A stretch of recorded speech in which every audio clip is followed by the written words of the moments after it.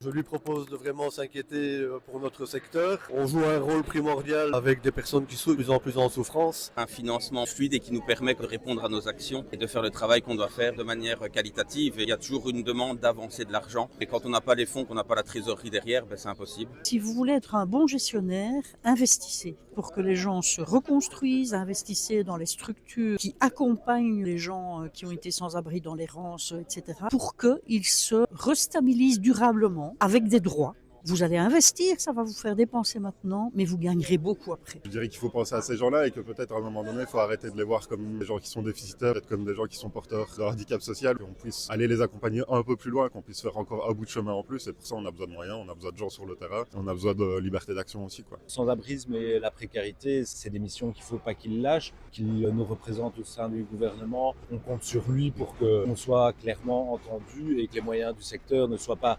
diminuer à minima. On fait des missions cruciales qui touchent tout un chacun. Faites-nous confiance parce qu'on a les clés, on sait ce qui fonctionne. Vous avez aussi un rôle à jouer là-dedans et c'est ensemble qu'on arrivera à sortir du sans-abrisme en 2030.